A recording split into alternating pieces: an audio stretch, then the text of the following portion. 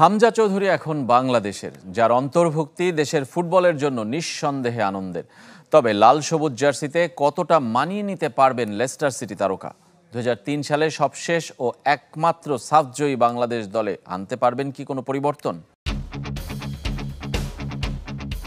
English premier লিগের footballer Hamza দেওয়ান চৌধুরীর বাংলাদেশের জার্সি গায়ে খেলা এখন সময়ের বাকি। ফিফার প্লেয়ার স্ট্যাটাস কমিটির ছাড়পত্র পেলেই লাল সবুজ জার্সি গায়ে মাঠ মাতাবেন এই মিডফিল্ডার। শুধু হামজা নয়, মোহামেডানের স্ট্রাইকার সুলেমান দিয়াবাতেকেও লাল সবুজ জার্সিতে দেখা দীর্ঘদিনের স্বপ্ন দেশের ফুটবল সমর্থকদের। বাংলাদেশের হয়ে খেলার ইচ্ছাও প্রকাশ করেছিলেন দিয়াবাতে,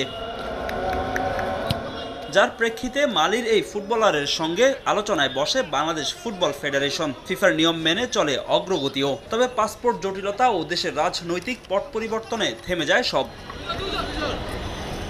বিপিএলের গেল মৌসুম শেষে ছুটিতে নিজ দেশ মালিতে যান সুলেমান দিয়াবাতে। সেখানে জীবনের নতুন ইনিংসও শুরু করেন এই ফুটবলার। বিয়ের পর 3 মাস ছুটি কাটিয়ে বাংলাদেশে ফিরেছেন এই ফরওয়ার্ড। মোহামেডানের আগামী মৌসুমের জন্য শুরু করেছেন অনুশীলন। কিছুটা আক্ষেপ থাকলেও এখনো বাংলাদেশের হয়ে খেলতে চান দিয়াবাতে, তবে মূল লক্ষ্য সাদা কালোদের হয়ে শিরোপা জেতা। আমি বাংলাদেশের হয়ে খেলার বিষয় নিয়ে অনেকবার কথা বলেছি। তা নিয়ে কথা বলতে বলতে আমি ক্লান্ত।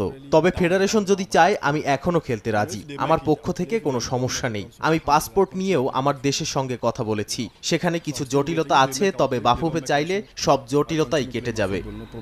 দিয়াবাতের বাংলাদেশের খেলা নিয়ে এখনো ইতিবাচক বাফুফে। পাসপোর্ট সংক্রান্ত জটিলতা কাটাতে এরই মধ্যে দিয়াবাতে ও মোহামেডানের সঙ্গে আলোচনা করছে ফেডারেশন। যোগাযোগ করা হচ্ছে স্বরাষ্ট্র মন্ত্রণালয়ের সঙ্গেও। আমরা আবার স্বরাষ্ট্র মন্ত্রণালয়ে তার 5 বছরের ইমিগ্রেশনের ডাটাবেস চেয়েছি। তো এই ডাটাবেস যদি আমরা হাতে পাই এবং দিয়াবাতে বাংলাদেশে আমরা মোহামেডান ক্লাবের সাথেও অফিসিয়ালদের সাথেও যোগাযোগ করেছি। তারা বলেছিল যে তিনি বাংলাদেশে আসেনি, বাট আমি নাইজেরিয়ার নাগরিক হয়েও বাংলাদেশের জার্সি গায়ে খেলেছেন এলিটা কিংসলে। যদিও লাল সবুজ জার্সি গায়ে এলিটার অভিজ্ঞতা খুব একটা সুখকর ছিল না। যদিও এখনো জাতীয় দলের হয়ে অভিষেক হয়নি যুক্তরাজ্য প্রবাসী এই ডিফেন্ডারের, তবে হামজা দেশে আসা ও মাঠে নামার সবকিছু এখন চূড়ান্ত।